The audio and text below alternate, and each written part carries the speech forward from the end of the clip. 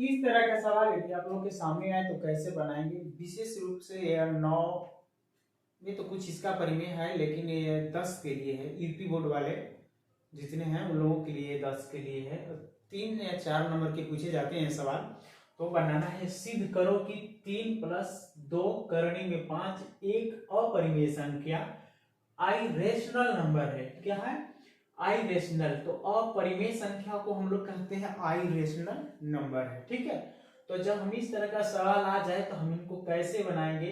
तो सबसे पहले लिखेंगे कि माना कि 3 + 2 करने में 5 एक, अब देखो लिखा है 3 धन 2 करने में 5 एक। अब यहाँ पे जो लिखेंगे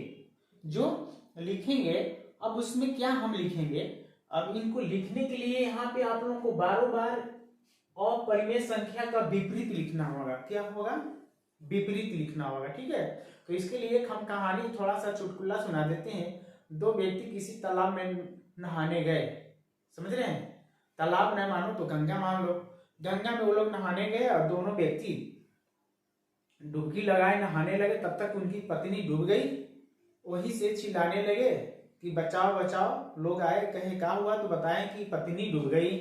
तो अब वो कहे कि पति डूब गए। वो देखिए, वो व्यक्ति नहा रहे थे तालाब में इस जगह, और पानी जा रहा है इधर, पानी इधर जा रहा है। तो गांव वाले लोगों को, जैसे अगल बगल वाले लोगों को पता चला, तो सब लोग आए यहाँ से, सब लोग एंट्री किए। तो कोई व्यक्ति यहाँ गया, कोई यहाँ गया। बहुत समझदार लोग थे। और गांव के एक मुखिया जी थे जो सबसे इधर किनारे गए कि हम पहले छान लेंगे। मुखिया जी अपना समझदारी लगा दिए। तब तक वो व्यक्ति चिल्लाने लगा, कहा ऐसा नहीं हो सकता है कि पत्नी इधर गई होगी। पत्नी तो इधर गई होगी, उल्टा थी ना, तो उल्टा चढ़ती है, हर एक काम उल्टा करती है, तो पानी में भी उल्टा गई होगी। तो उनकी पत्नी इधर नहीं मिली, उनकी पत्नी इधर मिली। समझ गए? तो हम लोग इस तरह का सवाल आ जाए तो कैसे बनाएंगे। यदि वहां पे लिखा हो, केवल यहाँ पे भी हो, करनी में 3 हो, समझ गए, या करनी में 5 हो, या करनी में 7 हो, इस तरह के सवाल आ जाए और एक अपरिमेय संख्या है और उन्हें सिद्ध करना है कि यह अपरिमेय संख्या है, तो हम कैसे बनाएंगे। जो कुछ हो नियम यही रहेगा, अपरिमेय हो तो हम सीधा उसका परिमेय मान लेंगे। क्या मानेंगे? परिमेय। देखो ये बात जो आप लोग बार बार करते हैं एग्जाम, इसे भूलिए मत, सीधा सीधी बना दीजिए कि जो सवाल में रहता है उसका विपरीत चलते हैं। ठीक है, तो हम यहाँ पे लिखें एक परिमेय संख्या है,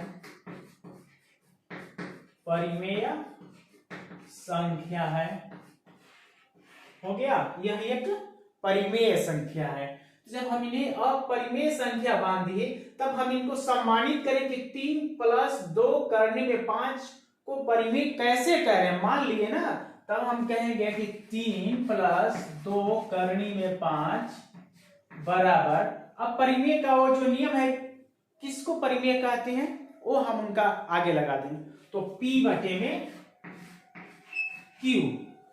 P/Q के रूप में यदि दिखे जो, उसको हम लोग परिमेय कहते हैं। जहां P/Q को, जहां हम इनको क्या बोलते हैं,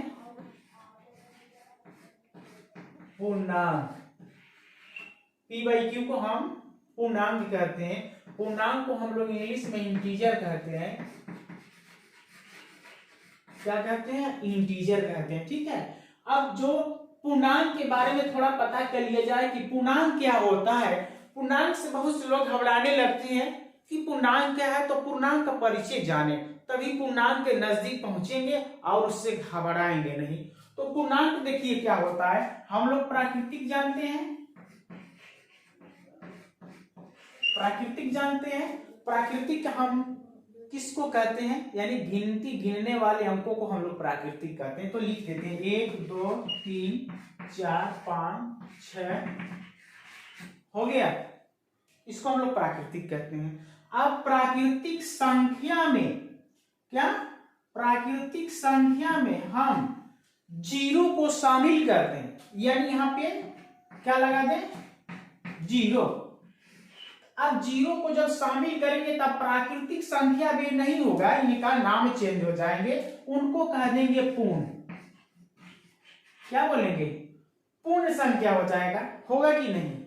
अब पूर्ण संख्या है, देखते रहिए उसका नाम कैसे आएगा, यानी कई स्टेप के बाद उनका नाम आएगा। सवाल तो 2 मिनट में बना देंगे, थोड़ा इन पे बात कर लिया जाए। तो अब पूर्णांक किसे कहेंगे? अब यहां से हम -1, -2, -3 इस तरह हम यदि हम इस तरह बढ़ जाए, सबको माइनस मिले जाए, तो इनको हम लोग कहते हैं धन पूर्णांक कहते हैं, इनको धन, और इधर वाले को ऋण पूर्णांक कहते हैं। तो जब इस तरह का हम लोगों को कोई अंक दिखने लगे, ऐसा अंक दिखने लगे, तो हम लोग कहेंगे वो पूर्णांक संख्या है। क्या बोलेंगे? यानी इंटीजर संख्या है। तो पूर्णांक का परिभाषा हुआ क्लियर, किसे कहते हैं? तो इनको हम लोग क्या बोलते हैं? पूर्णांक कहते हैं। तो अब सवाल आगे बढ़ाया जाए। अब p/q के रूप में हो गया। तो अब एक और है जहां p/q इनमें p/q में q का मान 0 के बराबर नहीं होना चाहिए, 0 के बराबर नहीं होना चाहिए। क्लियर? p/q के रूप में 0 का मान, q का मान 0 होगा, तो अब हम उसको क्या कहेंगे? आप लोगों को पता है। तो ये 0 के बराबर नहीं होना चाहिए, तब हम इनको कैसे बनाएंगे? तो अब देखिए 3, अब बनाते हैं 2√5 बराबर कितना है? p/q। अब 3 हम उधर पक्षांतर कर देते हैं, कहां ले जाते हैं? बराबर का इधर कर देते हैं, तो हो जाएगा माइनस, इधर धन है ना, तो माइनस हो जाएगा, हो गया माइनस। ठीक है, अब क्लियर करना है हम लोगों को कि जो इनमें से पूर्णांक संख्या है उनको एक तरफ कर दें, उनको एक तरफ कर दें, और जो परिमेय है, देख रहे हैं, अपरिमेय, उनको हम एक तरफ करें। तो अब हम देखो यहां पे करनी में 5 बराबर p/q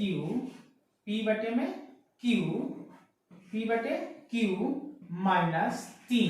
अब यहाँ पे गुणांक के रूप में तो कहां जाएगा? इनमें गुणा कर देगा, 2 क्या करेगा? 2 इनमें गुणा कर देगा। अब यहाँ पे 2 और 3, ये क्या हो गए? 2 और 3, इनको बताना है ये क्या है? ये एक परिमेय संख्या हो गया।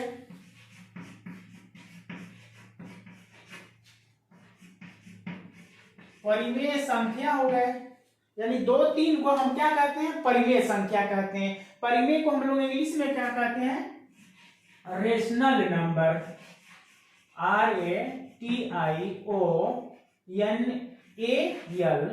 रेशनल नंबर क्या कहते हैं? Rational number. ठीक है, अब आगे बढ़ाएं इनको।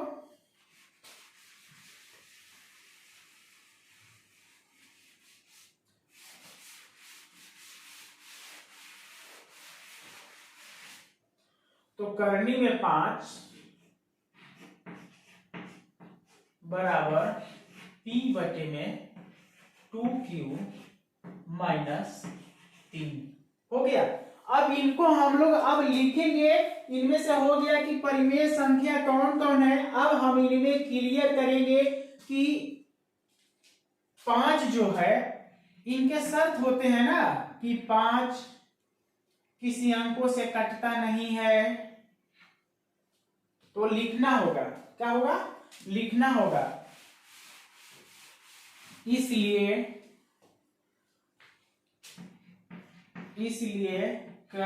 5 अभाज्य संख्या है, अभाज्य संख्या है।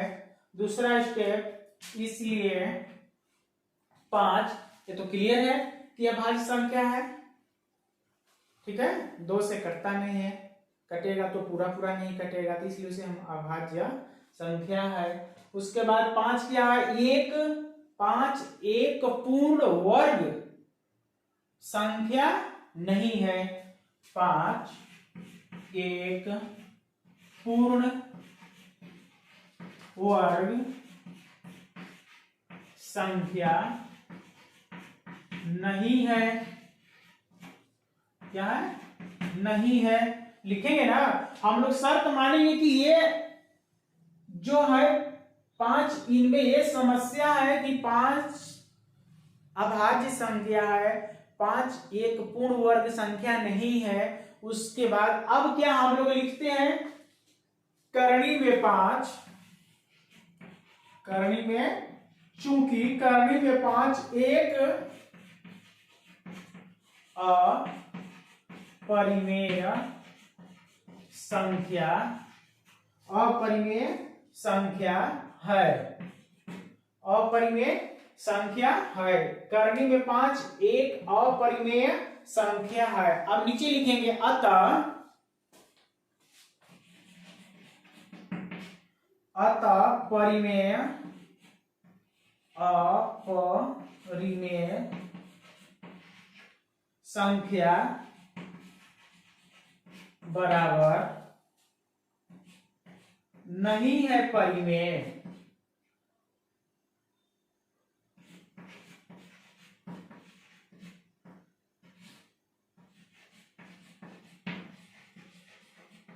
तो हम लिख दिए कि 5 एक पूर्ण संख्या है, 5 एक अपरिमेय संख्या, 5 अभाज्य संख्या है, 5 एक पूर्ण वर्ग संख्या नहीं है, 5 एक अपरिमेय संख्या है। अतः परिमेय संख्या बराबर नहीं हो नहीं, परिमेय संख्या बराबर नहीं हो सकता किनके?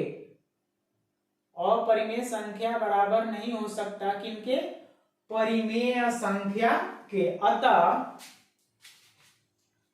लिख देंगे अतः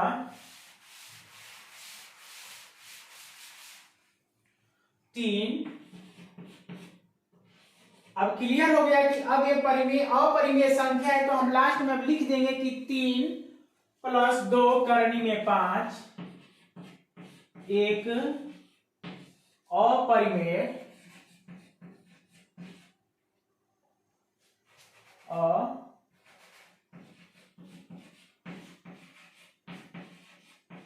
संख्या है।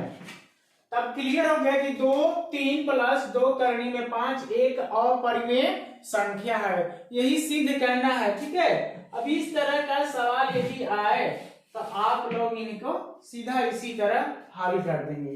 अब उनके बाद आगे हम इनको बना देते हैं। अगला नंबर, एक और सवाल